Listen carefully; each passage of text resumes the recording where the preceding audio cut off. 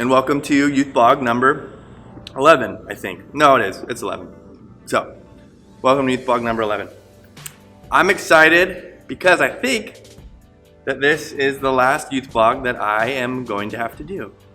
Yay! At least for the foreseeable future. So, anyways, I hope we are able to meet next week.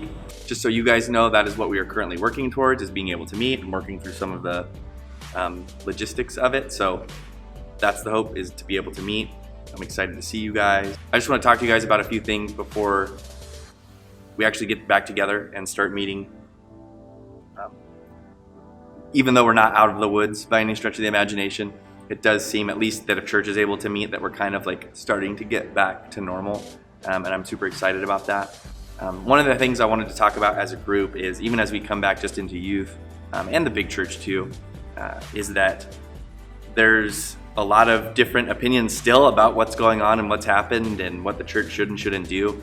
And just even in our group and in our context, like some students are going to feel comfortable coming back right away. Some students might wait a little bit. And I just want us to be gracious with each other as we navigate through that, be understanding that some people's opinions or some people's parents' opinions are going to be different than ours. And when we come back, you guys have probably been talking to each other, but there might be some people that you haven't really talked to. And you come back, your two experiences might be totally different, and your opinions about what has happened is totally different. So I just wanted to read really quick from Romans 14, and it says, "Accept him whose faith is weak without passing judgment on disputable matters. One man's faith allows him to eat everything, but another man whose faith is weak eats only vegetables." Okay, so we're not talking about vegetables here, but in response to everything that's going on, there's definitely one or two different opinions about what we should and should not be able to do as people, as Christians, as Americans.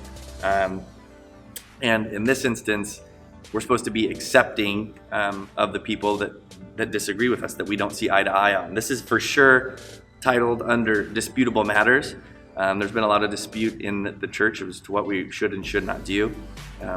But some of you are going to come back and you might want to wear a mask, or your parents might want you to wear a mask, and some of the other students might not want that.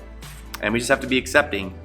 And I'm just excited that we get to be together. I don't want to get bogged down in little details about how we're doing it. We're just going to do it the best way we can.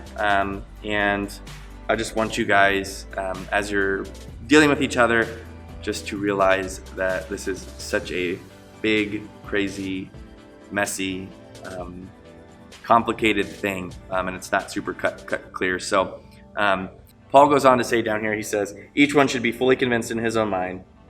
Basically, like, you make up your mind for yourself. You can have an opinion about what's going on. And as long as you're convinced and you can argue your point from the Bible, then cool. And the same should be said of the other person. Now, without getting overly bogged down with that, just know that I am, again, super excited to see you guys. We're going to come back. So when you guys come back, we will probably do some different social distancing thing. It's not going to look exactly like normal youth group right off the bat, but it's going to be as close as I can get it, and still feel good about you guys coming. And again, I'll be talking with your parents and leadership here at the church, but that's where we're headed. So, okay, so the questions that I have for you guys is, first off, knowing that people are going to come back and respond sort of in different ways, and some people might not come back right away. What are the different ways we can show each other love and compassion and grace sort of through this time? Again, everybody is going to respond to it different. Everybody's family is going to be a little bit different. Some of you are going to come straight back. Some of you might wait a couple weeks before you come back, and all of that is okay. Okay. And second question is, what have you learned over the course of this thing, from Youth Blog 1 to 11? Not what you have learned from the Youth Blog, although that can be an answer, but what have you learned just going through this whole thing? This has taught me lots of different things about myself, about relationships, and there's just something to take away from something that's so unprecedented that it's affected all of us so much. So I'm sure there's a lot of different things you have learned, but what's been the biggest thing that you've learned from the pandemic, or whatever you want to call this thing? what's been the biggest thing for you that stuck out that you've learned? Okay, and then what are you most excited about in coming back? Are you excited for just to see people like me, you're an extrovert? Are you excited for the worship? Are you excited for the food, whatever that looks like? Don't know yet. Tricycles, basketball. What are you most looking forward to in coming back to church and coming back to youth group? And that is all that I have for you guys this week. Again, next week we're meeting. Unless something crazy happens or something changes, I will let you know. If you have any questions or you just need to talk, you can always text or call me. And I think that's it. So see you guys next week. Hope you're doing well.